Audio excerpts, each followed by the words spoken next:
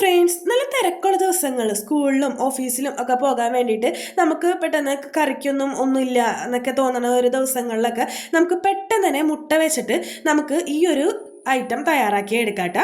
അപ്പോൾ വളരെ സിമ്പിളായിട്ട് എളുപ്പത്തിൽ വേഗം നമുക്ക് തയ്യാറാക്കി എടുക്കാൻ പറ്റുന്ന ടേസ്റ്റുള്ള അടിപൊളി ഡിഷാണ് കേട്ടോ ഇത്.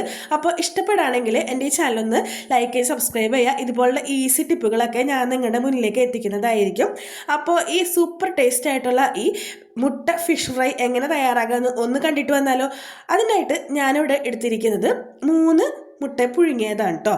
അപ്പോൾ 3 മുട്ട നമുക്ക് എത്ര മുട്ട വേണമെങ്കിലും എടുക്കാം. ഞാനിവിടെ 3 മുട്ടയാണ് എടുത്തിരിക്കുന്നത്. അപ്പോൾ ഇത് നമുക്ക് നടുകെ ഒന്ന് മുറിച്ചെടുക്കണം കേട്ടോ. അപ്പോൾ ഞാനിവിടെ മുറിച്ച് കൊണ്ടുവന്നിട്ടുണ്ട്. ഇനി ഇതിലേക്ക് പൊടികൾ ചേർത്ത് കൊടുക്കാം. നമ്മൾ മീനിനൊക്കെ ചേർത്ത് കൊടുക്കുന്ന പോലെ തന്നെ നമുക്ക് പൊടികൾ ചേർത്ത് കൊടുക്കാം കേട്ടോ. ചിക്കൻ മീനൊക്കെ ചേർത്ത് കൊടുക്കുന്ന പോലെ അല്പം മഞ്ഞൾപ്പൊടിയും കുറച്ച് ഉപ്പും 1/4 ടീസ്പൂൺ ഉപ്പ് കുറച്ച് ചേർത്ത് കൊടുത്താൽ മതി. 1/4 ടീസ്പൂൺ ഉപ്പും അതുപോലെ തന്നെ 1/4 ടീസ്പൂൺ മുളക് പൊടിയും ചേർത്ത് കൊടുത്ത് പിന്നെ നമുക്ക് ഇഷ്ടമുള്ള മസാലകൾ ചേർത്ത് കൊടുക്കാം. ഞാനിവിടെ ഗരം മസാലയാണ് ചേർത്ത് കൊടുക്കുന്നത്. നിങ്ങൾക്ക് ചിക്കൻ മസാലയാണ് നിങ്ങളുടെ കയ്യിലുള്ളെങ്കിൽ നിങ്ങൾക്ക് ചിക്കൻ മസാല ചേർത്ത് കൊടുക്കാം. പിന്നെ ഇത്തിരി കുരുമുളക് പൊടി ചേർത്ത് കൊടുത്തിട്ടുണ്ട്. അപ്പം കുരുമുളക് പൊടി എന്തായാലും ചേർക്കണം കേട്ടോ, എന്നാലും നമുക്ക് ആ ഒരു കറക്റ്റായിട്ടുള്ളൊരു ടേസ്റ്റ് കിട്ടുള്ളൂ കേട്ടോ. പിന്നെ കുറച്ച് ചിക്കൻ മസാലയോ ഗരം മസാലയോ ചേർത്ത് കൊടുക്കാം കേട്ടോ. ഞാനിവിടെ ഗരം മസാലയാണ് ചേർത്ത് കൊടുത്തത്. എൻ്റെ കയ്യിൽ ചിക്കൻ മസാല ഉണ്ടായിരുന്നില്ല. അപ്പോൾ ഉണ്ടെങ്കിൽ നിങ്ങൾക്ക് ചേർത്ത് കൊടുക്കുക. എന്നിട്ട് നമ്മൾ ഇതുപോലെ ഒന്ന് മിക്സ് ചെയ്ത് കൊടുക്കുക.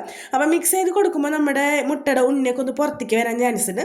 അപ്പോൾ നമ്മൾ ഇത് അകത്തേക്കാൻ ഒന്ന് പ്രസ് ചെയ്ത് വെച്ച് കൊടുക്കാം. ഒത്തിരി നമ്മൾ ഉടച്ച് കൂട്ടണമെന്നൊന്നുമില്ല, ജസ്റ്റ് ഒന്ന് ടാപ്പ് ചെയ്ത് കൊടുത്താൽ മതിയാകും.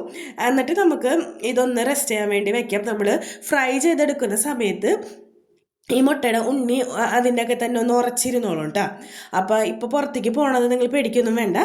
അപ്പോൾ ഇതുപോലെ ഒന്ന് എല്ലായിടത്തും ഒന്ന് മസാലയൊക്കെ ഒന്ന് സെറ്റാക്കി ഒരു 5 മിനിറ്റ് റെസ്റ്റ് ചെയ്യാൻ വെക്കാം. ഇനി ടൈമൊന്നും ഇല്ലെങ്കിൽ റെസ്റ്റ് ചെയ്യാൻ വെക്കണമെന്നുമില്ല, റെസ്റ്റ് ചെയ്യാൻ വെച്ചാൽ നല്ലത്, അത്രയേ ഉള്ളൂ.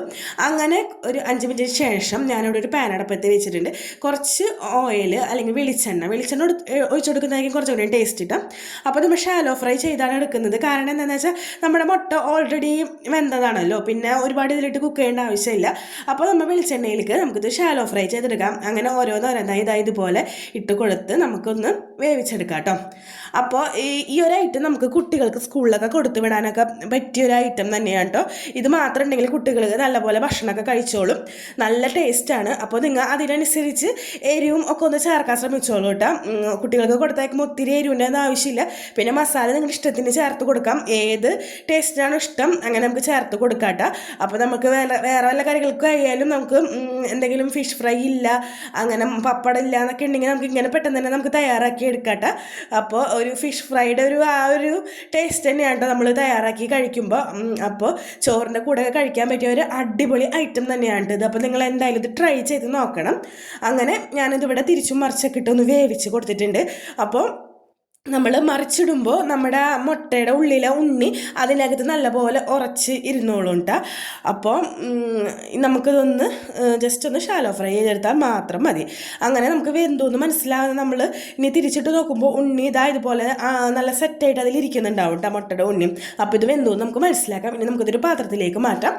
ഇതുപോലെ മാറ്റി വെച്ചിട്ടുണ്ട്. അപ്പോൾ നല്ല അടിപൊളി ടേസ്റ്റാണ്. അപ്പോൾ എല്ലാവരും ട്രൈ ചെയ്ത് ഫീഡ്ബാക്ക് അറിയിക്കുക. ഇതുപോലത്തെ സിമ്പിൾ റെസിപ്പിക്ക് വേണ്ടി എൻ്റെ ചാനൽ സബ്സ്ക്രൈബ് ചെയ്യൂ.